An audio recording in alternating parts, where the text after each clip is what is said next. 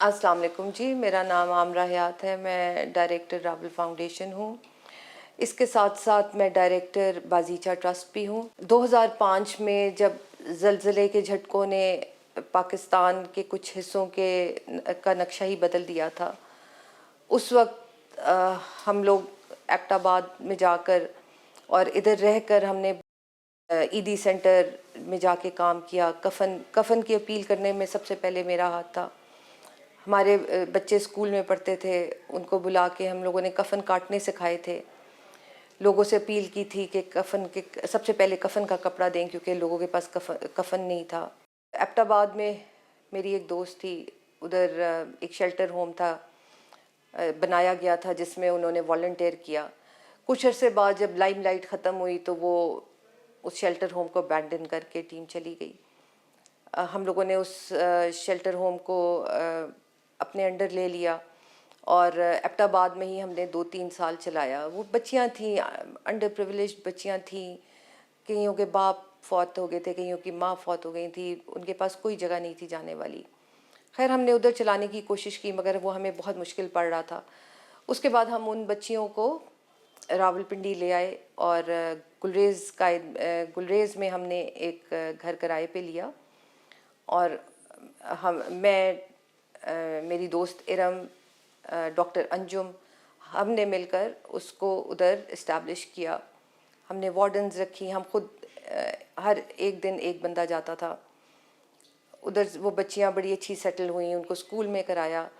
उसके बाद कुछ अरसे बाद हमने उनको अब इस्लामाबाद में ग्रीन्स एवेन्यू है, उधर घर किराया लेके शिफ्ट कर दिया है।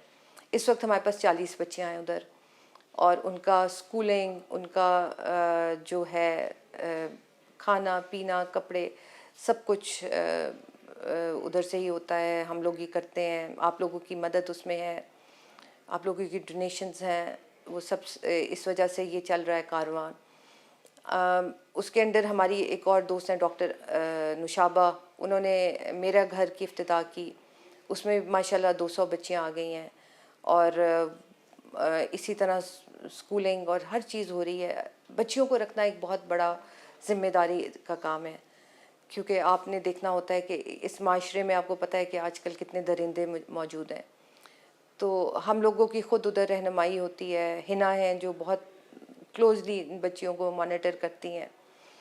तो जितना उनका इलाज होता है, जितना उनको कोई भी किस्म का डेंटल ट्रीटमेंट है, वैसे कोई ट्रीटमेंट है, मेडिकल कोई ऑपरेशन है, कुछ भी है, वो सब रावल फाउंडेशन के अंदर उनका फ्री है। और वो किसी भी वक्त रावल में उनके कार्ड्स बने हुए हैं, उनका फ्री सब कुछ इलाज होता है।